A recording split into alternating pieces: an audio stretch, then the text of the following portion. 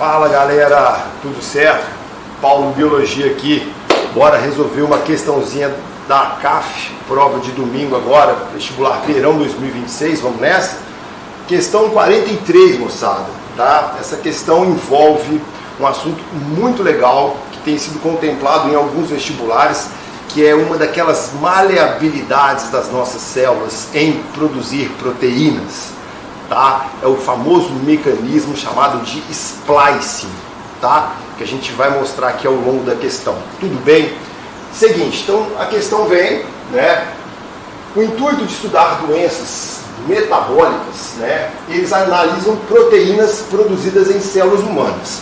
Relembrando que proteínas são produzidas a partir de RNAs mensageiros que são enviados do núcleo, né, até os ribossomos lá no citoplasma, e nesses ribossomos, esses RNAs mensageiros vão trazer mensagens e os ribossomos vão montar aquela proteína que foi determinada geneticamente, ok?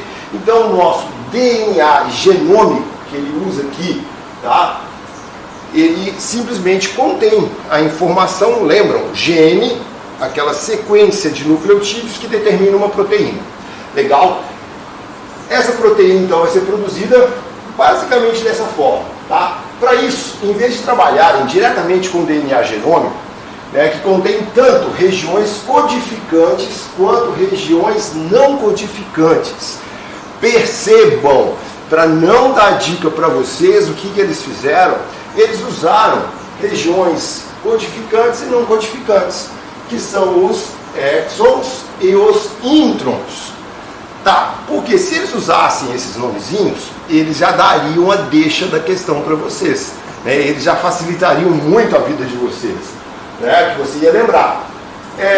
Eles optam por produzir um DNA complementar, um cDNA, a partir de moléculas de RNA mensageiro. Essa estratégia é comum porque o RNA mensageiro já passou por um processamento celular, né, no qual os trechos não codificantes foram removidos. Ou seja, quando a gente fala do RNA mensageiro, eu estou falando de um pré-RNA mensageiro, lembram? Então aqui aconteceu a transcrição, apenas uma das fitas do DNA serviu de molde, lembram? DNA fita dupla, RNA fita simples, eu tenho apenas uma das fitas servindo de molde, né? Os nucleotídeos, né? Os ribonucleotídeos foram encaixando aqui e eu tenho um pré-RNA mensageiro montado. Legal? Esse pré-RNA mensageiro, ele vai passar pelo mecanismo chamado de splicing. No splicing, essas regiões não codificantes, ou seja, os introns, serão retirados. E aí eu vou ter o meu RNA mensageiro de verdade. Aqui eu vou ter o meu RNA mensageiro, que eles costumam chamar de maduro. É esse RNA mensageiro que vai até o ribossomo e vai originar a proteína. Legal? Perceberam então que eu tenho que fazer esses cortes, né? Essa remoção dos introns para formar o meu RNA mensageiro. Então olha aqui, na questão, o que eles colocam? Ó, eles vão produzir um DNA complementar a partir de moléculas de RNA mensageiro. Ou seja, eles vão pegar esse RNA mensageiro e vão produzir a partir dele o DNA complementar. Tá legal? Por quê? Porque aqui eu já tenho a região, apenas a região codificante. Eu já retirei, né, no caso, os introns. Essa é a questão. Perceberam? Então, vamos lá. Aqui no caso, essa estratégia é comum, né, porque o RNA já passou por um processamento celular, que nós vimos agora que é o splicing, né, e os trechos foram removidos. Legal? Ou seja, então o DNA complementar pode ser obtido de forma mais direta, apenas as partes do gene que resultam em proteínas. Perceberam? O gene estava aqui, houve o meu pré-RNA mensageiro, os introns foram retirados e ficou apenas o meu RNA mensageiro maduro, ideal, aquele que tem apenas as partes do gene que resultam em proteínas. Tudo certo? Então assim, obviamente, você continuar lendo a questão e vamos lá. Considerando essa diferença entre o DNA genômico e o DNA complementar, a principal característica que torna o uso, né, do DNA complementar mais adequado para expressão gênica. Opa, Paulo, o que é expressão gênica mesmo? É esse mecanismo aqui. Ou seja, expressão gênica. Como que o gene se expressa? Formando RNAs mensageiros. Então, a alternativa A é a questão correta, exons, que representam apenas as sequências codificantes. Percebeu o iniciozinho do meu comentário? Que eu falei para vocês, olha, eles usaram regiões codificantes e não codificantes. Eles não usaram, porque senão, obviamente, né, a ideia deles era essa, que vocês lembrassem de introns e exons. Beleza? Então tá aqui, ó, resolvida a questão 43. Fechou? Fala, galera, Paulo aqui de novo. Questão 45 agora, da provinha do domingo passado. ACAF Verão 2026. Vamos lá? Questão 45, então. Aqui comenta, né, que a cantora ex-BBB, a Juliette, tem apresentado condromalácia patelar, né? Aí você fala, caraca, ela vem a ACAF, cara, é uma prova de medicina, a banca está relacionada à galera da medicina, então, óbvio, é muito comum algumas dessas doenças aparecerem. Aqui no caso a gente vai ver que a questão mesmo, ela está envolvida com citologia e histologia, tá? É o foco da questão. O enunciado, ele está basicamente, é um pretexto para que eles fizessem a questão, tá legal? Diferente da questão 43, que eu corrigi também, que vocês viram que ali, né, todo o enunciado da questão era bem importante para o desenvolvimento do seu raciocínio, tá legal? Aqui agora a gente vai, obviamente, passar aqui o enunciado, mas vocês vão perceber que as alternativas, se você fosse diretamente, você já conseguiria responder, tá bom? Vamos nessa? Então aqui a gente revela um caso, né, de condromalácia patelar, condição em que a cartilagem da patela, né, sofre um desgaste e amolecimento. A condromalácia está muito relacionada a isso, né, esse amolecimento, né? Malácia até brinco, porque às vezes aqui fica de mole mesmo, a cartilagem fica amolecida, tá bom? Causando dores, talos e limitação de movimentos. Essa doença é mais comum em adultos jovens e pode predispor a artrose em idades mais avançadas. Isso aqui porque adultos jovens, excesso, né, no caso, né, desgaste, né, provocado às vezes por excesso, tá legal? E obviamente artrose em idades mais avançadas. Então percebeu que a condromalácia vai predispor, é um caso que pode anteceder a uma artrose, né, uma osteoartrite lá na frente, tá bom? Considerando as características da cartilagem, então a gente está relacionado o que aqui? Da cartilagem e a fisiologia das articulações. Lembrando, articulações são regiões de encontro entre os ossos, lembram disso? Nós temos o joelho, o joelho, né, ele é uma articulação móvel, né? Então ali a gente tem o contato entre ossos e osso não pode encostar em osso, a gente sabe disso. E isso que é uma artrose, né? É um desgaste da cartilagem, osso não pode encostar com osso, né? E a cartilagem protege. Ah, Paulo, por que a cartilagem protege ali as articulações? Porque a cartilagem não dói. A cartilagem, ela é um colchãozinho que vai amortecer, e esse colchãozinho chamado cartilagem não deixa um osso encostar no outro. Tá? Como a cartilagem não tem inervação, ou seja, a cartilagem não tem, né, no caso, nervos chegando ali, terminações nervosas, ela absorve esse impacto e não dói. Opa, onde eu quero chegar com isso? Galera, se toca. Então, se a cartilagem não dói, ao ser desgastada, o desgaste, você não sente nada, percebeu?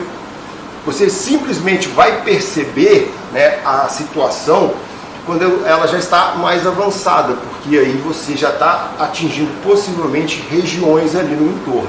Tá legal?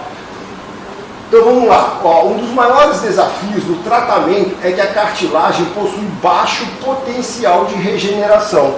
Opa, eu acabei de falar, cartilagem não tem terminações nervosas e cartilagem também não tem uma irrigação, não tem uma vascularização. Por isso que o pericôndrio ali é importante. Então, a cartilagem, então, ela tem uma péssima regeneração por isso, né? Porque a vascularização do tecido cartilaginoso é ruim. Então, isso tudo faz com que a cartilagem tenha, sim, um baixo potencial de regeneração. Percebeu? Legal? Então, vamos lá, então, para a gente falar então dessas características, já que a gente sabe, a partir dessa introduçãozinha, o que a gente pode falar? Bora lá, ó. Letra A, a condromalácia, que é a opção correta, difere da artrose porque a primeira é um desgaste localizado da cartilagem, condromalácia, enquanto a segunda envolve degeneração mais espalhada, né, mais generalizada, inflamação e alteração de outros componentes da articulação. Por exemplo, tendões, ligamentos, tá? Então você tem tudo isso que envolve às vezes a artrose. Mas, Paulo, eu não saberia disso. Tudo certo. Você não, de repente não precisaria de saber disso. Você não é médico, né? Você não é um ortopedista. Pode ser que seja no futuro, não agora. Mas a questão é, vai pelas demais alternativas e você vai achar o erro. Elas estão bem erradas. Ou seja, por eliminação você conseguiria chegar a essa resposta, sabia? Olha só. A letra B. A cartilagem é formada por osteócitos? Não. Osteócito, osteoclasto, osteoblasto são células ósseas. Olha aqui, ó, osteo. Legal? As células da cartilagem são os condroblastos e os condrócitos. Condrocartilagem. Tá legal? Então, cara, tá errada, já era. Você já eliminaria a alternativa B. Letra C. A dor na condromalácia ocorre porque a cartilagem é ricamente vascularizada e inervada. Perceberam na minha introdução o que eu disse para vocês? Cara, então a cartilagem ela não é vascularizada e nem inervada. Então você já eliminaria isso aí. D. A prática de exercícios físicos deve ser evitada em todos os casos. Opa, biologia, todos, sempre, nunca. Cara, isso é muito difícil dentro da biologia, né? Cara, e você vai falar assim, poxa, aqui não é o caso, você vai evitar exercícios físicos em todos os casos? Não. Isso depende, claro, de uma avaliação, às vezes uma fisioterapia, um tratamento naquela região e, obviamente, o indivíduo ali vai ter o seu processo, né, estabilizado e ele toca a vida, óbvio, às vezes até com algumas limitações. Tudo certo? Perceberam que não precisaria de você ser um ortopedista para responder isso, que você conseguiria apenas por eliminação? Fechou? Valeu! Bora lá, bora Bill! Paulo aqui de novo, questão 47. Vamos falar agora sobre sífilis, tá? Uma IST. Durante as aulas, né, inclusive aqui no Acesso, a gente comenta muito nessas revisões e doenças que o governo, né, o Ministério da Saúde, ele faz campanhas para você ir e fazer um teste sorológico para saber, mesmo assintomático, se você tem aquela doença ou não. Por exemplo, hepatite B. Já teve campanha que é viral, tá? Aqui no caso da sífilis, que é uma doença bacteriana. Essas campanhas, né, vamos chamar assim, esses programas de saúde que o governo estabelece, são muito importantes para a população, obviamente para diagnóstico e tratamento precoce, mas a galera aproveita que é uma doençazinha que está na onda e faz dela uma questão. E não podemos esquecer que estamos falando de um vestibular para medicina e a banca, inclusive, o pessoal que elabora essa prova, tem muito esse viés, inclusive, das doenças. Vamos lá, então? A questão é, então aqui fala de sífilis, legal, olha que legal, o treponema pálido, tá ali a espécie, né, a bactéria que causa isso, e mostrando, né, aqui em Santa Catarina, né, o DIV, ele simplesmente, olha só, os casos cresceram mais de 20 vezes em uma década. Então, quando a gente vai falar de ISTs, eu normalmente nas aulas, eu crio às vezes uma aula só sobre ISTs, falando de vírus e bactérias, né, protozoários também e tal, fungos. A questão é, olha que loucura, 20 vezes em uma década, 574 em 2012 para mais de 15 mil notificações em 2022. Foi mais ou menos nessa época que começa então esse incentivo, né, para que as pessoas procurem postos, né, para fazer esse teste sorológico. Legal? O que a gente pode colocar em relação a esse aumento? A ampliação dos testes diagnósticos, campanhas. Então você amplia o número de indivíduos, né, que foram atestados, consequentemente você vai aumentar o número de diagnósticos. Mas a gente não pode esquecer, cara, olha aqui, ó, uma falsa sensação de segurança em relação às ISTs, falta de prevenção, né? O uso do preservativo, por exemplo. Tá? Então, quer dizer, a galera abre mão do preservativo, né? Uma coisa que é sempre bom a gente ressaltar, porque a ideia, né, do preservativo ela veio muito forte dos anos 80, né, 1980, 1990, por conta da AIDS. Então, aí a ideia do preservativo vem, né, se estabelece, cria-se uma cultura muito forte em relação a isso, só que com o passar do tempo, a galera simplesmente acha que agora a questão de um problema de uma relação desprotegida é apenas a gravidez. E a gente sabe que não é bem assim, né? Então, tá aqui, né, ó, a falsa sensação de segurança. Legal? E até porque a sífilis, como outras doenças, muitos dos soropositivos, ou seja, as pessoas que têm aí, no caso, a bactéria ou o vírus em outras doenças, são às vezes assintomáticos. Não tem sintoma, porém transmitem a doença. Tá bom? Bora lá então. Considerando essas informações, os conhecimentos sobre a sífilis, alternativa correta. Bora lá. Por ser uma IST bacteriana, compromete órgãos internos típicos, como os rins, afetando ainda a pele e mucosas. Tá? A questão é, quando você fala nesse iniciozinho, poxa, rins, né, e pele e mucosas, não é inicialmente o primeiro sinal e principalmente posterior os sinais da sífilis. Tá? Você vai ter um quadro mais generalizado da doença nesse seu segundo estágio. No primeiro estágio você vai ter sim umas manchas e tudo mais. Aí você ficaria, opa, pode ser? Sabemos que não. Tá, mas você talvez ficaria em dúvida porque você simplesmente vai falar assim, poxa, eu não sei sinais clínicos da sífilis. Letra B.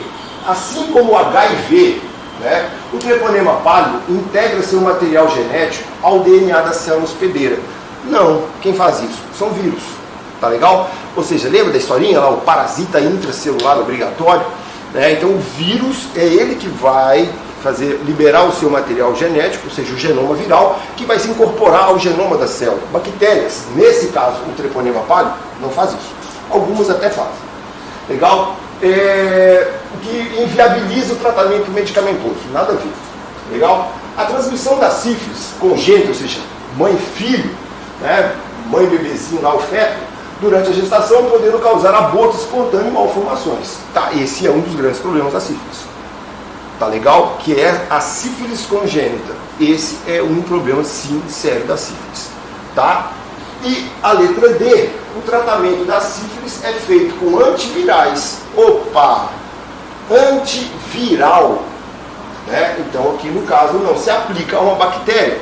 A gente não pode esquecer que bactéria, o tratamento é feito com antibióticos, tá? Antivirais, vírus, e você vai ter antifúngicos para fungos, tá? Então, bactéria as doenças bacterianas não são tratadas com antivirais. Legal? Fechou? Valeu! Bora lá, galera! Mais uma questão? Bora, Bill? Questão 48, prova da CAF, domingo agora, né? Prova verão 2026. Vamos lá? Aqui fala sobre um intenso treino de academia, apresentou dor muscular intensa e urina escura. Tá? Esses são os sinais clássicos, né, que a gente vai perceber aqui de uma lesão. tá? Uma lesão na musculatura, que é provocada normalmente por excesso de treino. Alguma coisa aconteceu, excesso de treino, alguma atividade física bem intensa, tá? A gente vai falar um pouco mais sobre isso. Os exames revelam altos níveis de creatina e ureia, tá? E mais do que isso, né? Nos exames normalmente você vai ter mais do que isso. Essa rabdomiólise, ela é caracterizada justamente, você vai extravasar, a fibra muscular sofre uma lesão, extravasa conteúdo citoplasmático, né? Você vai ter secar, sendo liberado ali, no caso também na circulação, você vai ter mioglobina sendo liberada, e tudo isso vai para a circulação, tá? Secar a creatinoquinase, né? Creatinoquinase. Isso tudo é liberado na circulação, cara, isso vai migrar para onde? Tudo isso, essa lesão, né? Esse monte de moléculas, proteínas inclusive, enzimas, tudo isso para a circulação, porque houve uma lesão no miócito, na fibra muscular. Isso tudo vai para os rins, tá? O que acontece? Lá nos rins, esse acúmulo, vamos chamar assim, de dejetos, né, de restos celulares, e isso tudo vai provocar uma pequena lesão lá nos rins, e você começa a ter, inclusive, parte disso extravasando para a urina. Essa lesão vai para a urina. Ó, mioglobina, que tem a cor, né, mais avermelhada. Então isso tudo vai para a urina, tornando a urina escura. Tá? Então, além da dor intensa, a urina escura é um sinal bem característico dessa lesão. Tá? Essa lesão libera substâncias da corrente sanguínea que pode comprometer a função renal. Legal? O caso publicado no periódico, né, Medicine, alerta para os riscos de treinos realizados com forças extremas sem respeito aos limites do corpo. Perceberam? Então é um assunto muito atual, galera, a gente falar, né, sobre o treino, né, com jovens. Claro, cara, que o treino tem que ser incentivado, a galera treinar com sempre um pouquinho de parcimônia, aquela moderação, obedecendo as instruções, né, obedecendo sua ficha, obedecendo a carga, tá, para você não ter esse excesso e não correr o risco disso que acontecer. Claro que aqui eles estão usando um caso bem extremo, né? Tá legal? Sabendo que os movimentos musculares dependem de estímulos nervosos, a liberação de cálcio, que é, né, no caso, um mineral extremamente importante para a contração da musculatura, né, o sarcoplasma. Sarcoplasma é o citoplasma da célula muscular. Legal? E da utilização de ATP, né, durante o deslizamento de actina e miosina, assinala a alternativa correta. Então aqui, ó, ele fala do cálcio, contração, né, das miofibrilas actina e miosina. Bora lá, tá?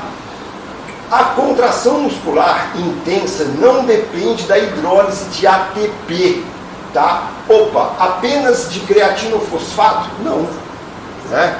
E aí que está o grande detalhe. Quem fornece energia, quem trabalha ali durante a contração da musculatura, além do cálcio, é o ATP. Legal? A creatinofosfato, a creatina, ela é uma fonte de energia que ela como se fosse recarrega o ATP. Tá? Então ela vai participar do mecanismo de fosforilação ali, acelerando a regeneração de ATPs. Consequentemente, você consegue ter mais força, você consegue ter mais repetições, você trabalha melhor. Legal? Mas então, claro, depende do ATP. A rabdomiólise ocorre porque há excesso de ATP nas fibras, provocando contrações contínuas? Não é o excesso de ATP. Tá? Não tem nada a ver o excesso de ATP no caso. Ali é sim o excesso de trabalho, o excesso a fibra ficou totalmente sobrecarregada. O deslizamento de actina sobre miosina é independente da presença de cálcio? Tá? Só glicogênio? Não. A gente lembra, sabe que o glicogênio é a reserva, né, no caso, na musculatura, é um polissacarídeo de reserva, mas ele é apenas reserva. Óbvio, essa contração, ela depende de cálcio. Tá legal? Tá? O cálcio, ele é preponderante para isso acontecer.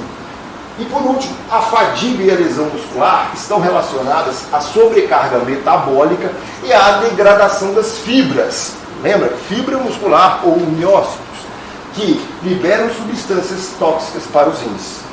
Então eu acho que a letra D No caso, se você lesse com um pouquinho de carinho esse enunciado, dava uma boa dica, né, do que seria a alternativa correta. Mas, mesmo assim, percebeu que por eliminação também você conseguiria chegar à alternativa correta, que é a letra D. Beleza? É isso aí. Valeu! Qualquer dúvida, sugestão, comentário, manda pra gente aí. Beleza? Um abraço! Galera, acompanhe a resolução, né? Acompanhe a playlist de resoluções, né, dos exercícios da CAF, dessas questões, na playlist do Acesso aqui no YouTube.